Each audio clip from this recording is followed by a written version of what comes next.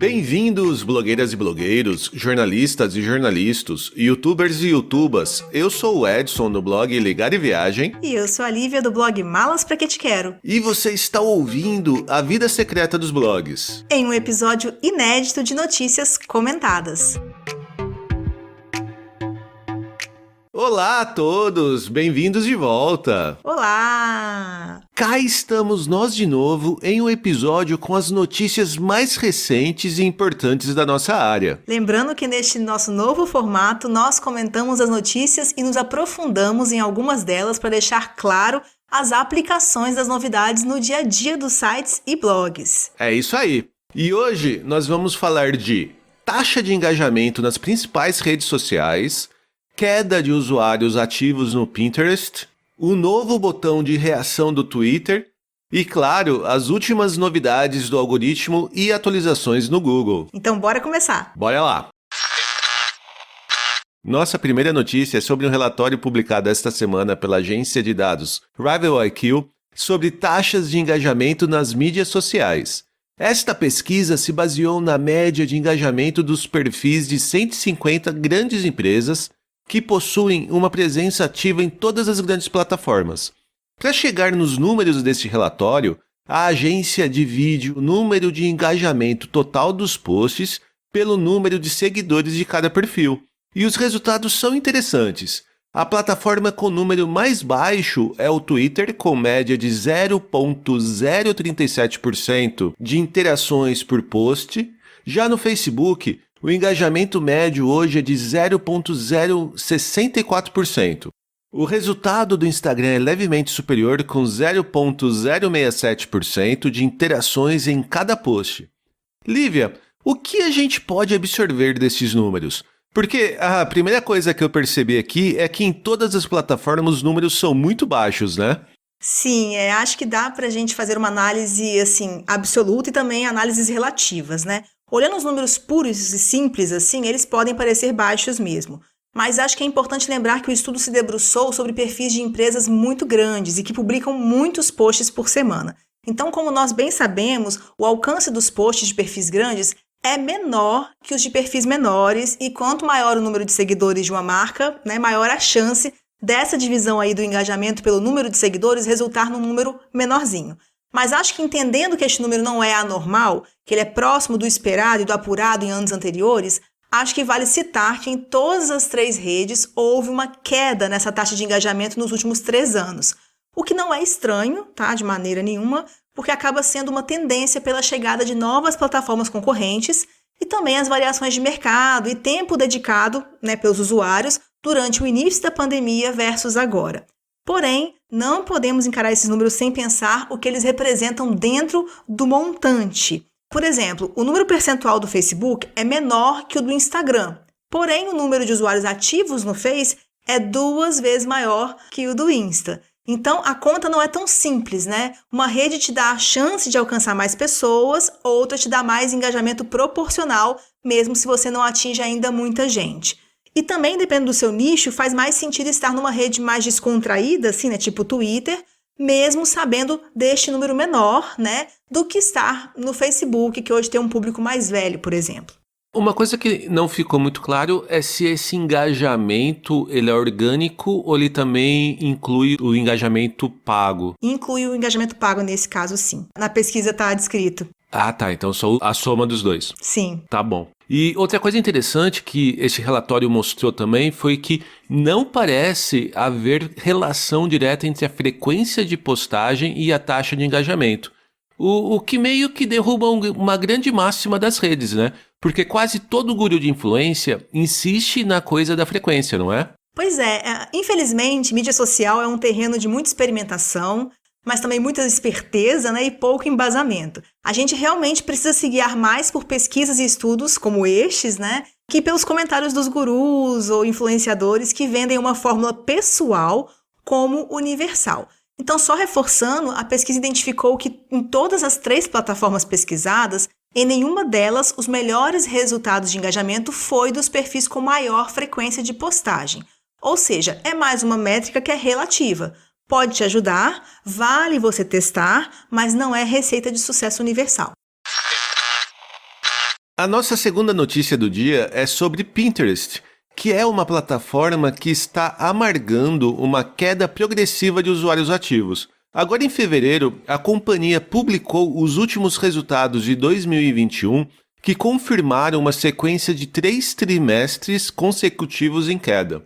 Em números absolutos, a plataforma começou 2021 com 478 milhões de usuários ativos e terminou o ano com 431 milhões. Ou seja, uma queda de 47 milhões de usuários ativos no período. E esta agora, Lívia, esse resultado é preocupante para o Pinterest e para os produtores de conteúdo? Aqui a gente tem que relativizar novamente esses dados, assim como fizemos na notícia anterior, tá? Essa queda dos últimos trimestres certamente está ligada à ascensão repentina que a plataforma teve lá no início da pandemia, quando muitos países estavam em lockdown e houve um movimento meio global de pessoas ficando mais em casa. O Pinterest se beneficiou muito naquele período, tanto por ser uma plataforma com grande potencial para o e-commerce, quanto por ser uma conhecida fonte de inspiração justamente para as coisas que as pessoas fazem mais em casa, como reformas, atividades em família, decoração de datas comemorativas, etc. Com a retomada progressiva da chamada normalidade, era de se esperar mesmo que os números caíssem. E eu acho que o Pinterest não pode nem reclamar desse cenário, porque o período de pico da pandemia ajudou muito a plataforma, que tinha inclusive recém-ingressado no mercado de ações, e com certeza lucrou bastante com esse boost de usuários. A volta aos números pré-pandêmicos agora é mais que esperado, é natural, E não é uma surpresa, certamente, para a companhia nem nada, não. Tá, mas e para os criadores? No último ano, nós mesmos vimos uma boa queda de alcance no Pinterest. Essas duas coisas têm relação? Não. Assim, quer dizer, eu não posso afirmar que nenhum criador de nenhum nicho vai ser impactado por um número menor de usuários navegando na plataforma. Mas esta queda de alcance que os produtores de conteúdo do Brasil sentiram no Pinterest foi um movimento muito mais ligado à chegada dos anúncios na versão brasileira da plataforma. Enfim, nada de inesperado também, Nós sabíamos que esse dia chegaria, afinal a plataforma já disponibilizava opções de anúncios em outros países. Era uma questão de tempo para isso chegar no Brasil. E como aconteceu em todas as demais mídias sociais, o advento dos anúncios sempre impacta no alcance orgânico da plataforma. E é a gente que lute, né? Bem isso mesmo.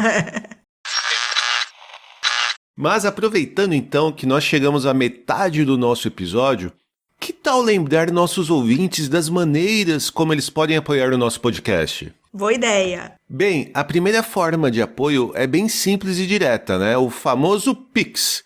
Você pode contribuir com qualquer valor usando nossa chave liviabergo@gmail.com.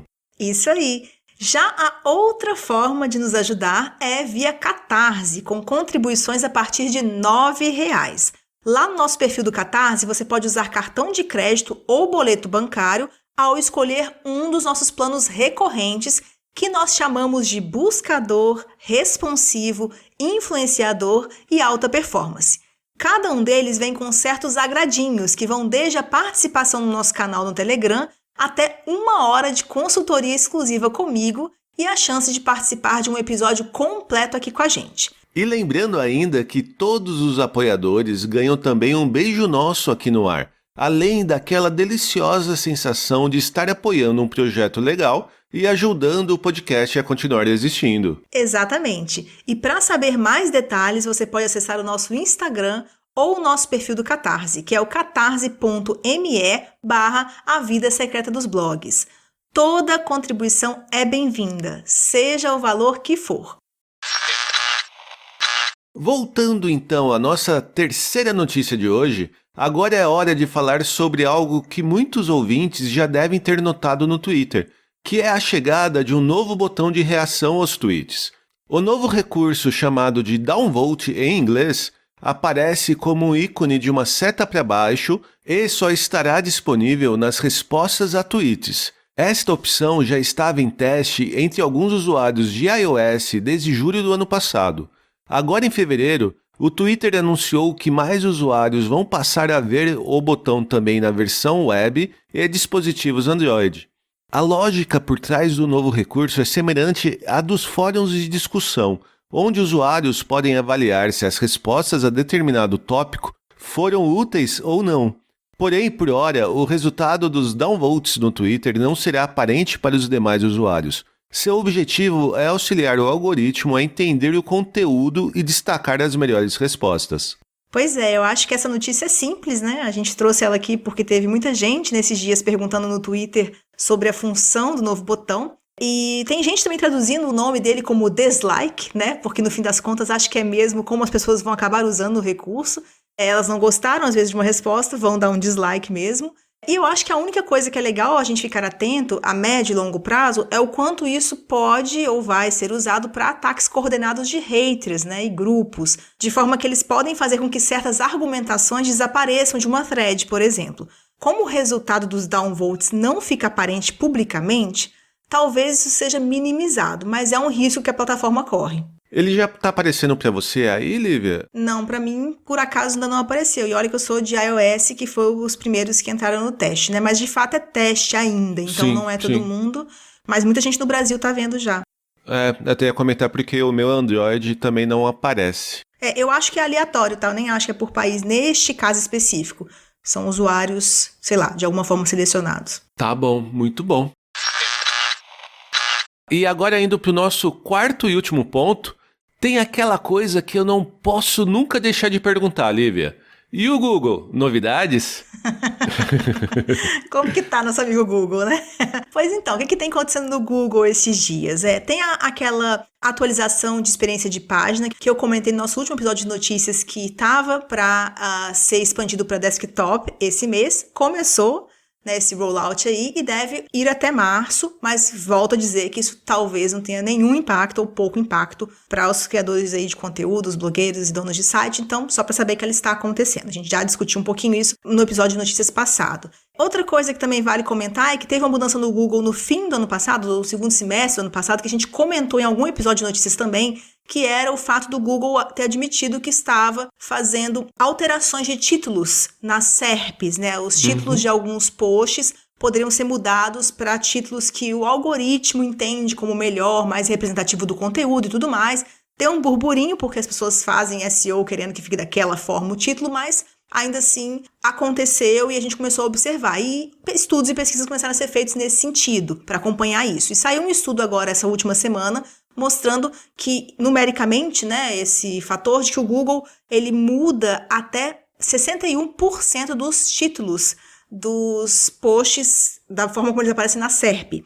Então, eu estou comentando isso, acho que é bom a gente saber o que está acontecendo, só porque se alguém cada vez mais se deparar com uma SERP que tem o seu post com um título um pouco alterado, não estranhar, isso agora é mais que a metade dos títulos podem sofrer isso. Claro que a pesquisa ela é feita às vezes em língua inglesa, talvez impacte menos em português, mas quero o pessoal que nos ouve sabendo que isso acontece, é um movimento natural, é meio que um teste do Google também, não garante que ele vai para sempre mudar títulos, ele deve estar testando se isso faz ter mais cliques ou não, e é um movimento que está acontecendo, acho legal o pessoal ficar sabendo, né? Mas não tem nenhum resultado ou estudo dizendo se isso tem alguma influência em ranking ou mesmo número de acesso? Isso não tem. Tá. Tem muita coisa individual. Tem especialistas falando que gostei, não gostei, meu cliente piorou, melhorou. Muito individual ainda, eu acho seria muito leviano trazer, tá? Tá bom. Mas eu acho que vai logo acontecer. A gente vai logo ser mais robusto porque começou a acontecer cada vez mais. E quando começar a dar seus 6 meses, 1 ano disso acontecendo, a gente tem alguns resultados mais embasados, né? E por fim, uma coisa que eu quero comentar que não é nem uma grande novidade, mas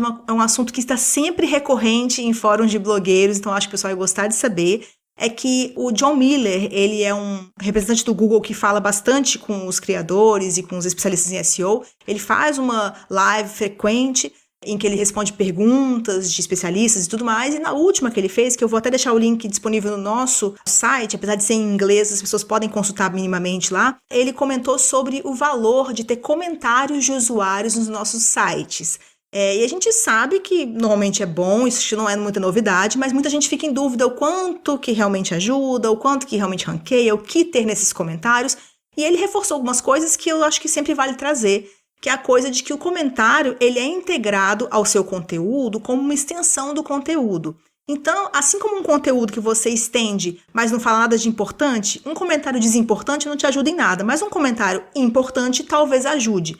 Então, ele só incentivou de que, sim, você colocando comentários na sua página tem valor, você tem potencial de você agregar valor àquela página. Se seus usuários, quando comentam, falam do seu assunto principal ali, eles podem sim adicionar valor à sua página, eles podem sim adicionar número de citações da sua palavra-chave e palavras relacionadas, mas também lembrou que também se for um só comentário por comentário, ou seja, comentários que não falam nada sobre o assunto e tal, ele pode até confundir um pouco o algoritmo sobre o seu assunto principal. Então é óbvio que não é uma coisa que a gente tem tanta gestão, a coisa dos comentários, né? Se você tem ali, talvez os usuários farão comentários à vontade. Mas é uma dicasinha de ninguém ficar querendo tentar comentário a qualquer custo sem deixar específico, por exemplo, em grupos que trocam comentários. A gente sabe que os blogueiros fazem muito isso.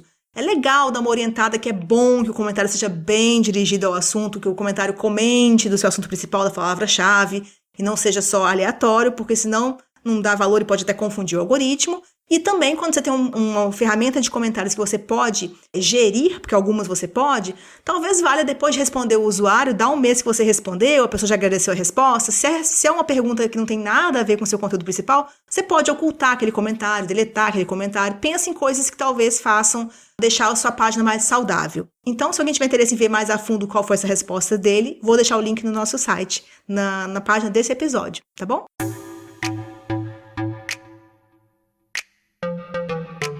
Este foi mais um episódio do podcast A Vida Secreta dos Blogs. Você encontra todos os nossos episódios no site avidasecretadosblogs.com.br ou no seu agregador de podcasts favorito. E para participar do nosso papo com dúvidas e sugestões de outros assuntos, basta mandar mensagem para a gente através do Twitter, Instagram, Facebook ou no nosso e-mail pergunte@avidasecretadosblogs.com.br. E não deixe de compartilhar este episódio com outros blogueiros ou donos de site.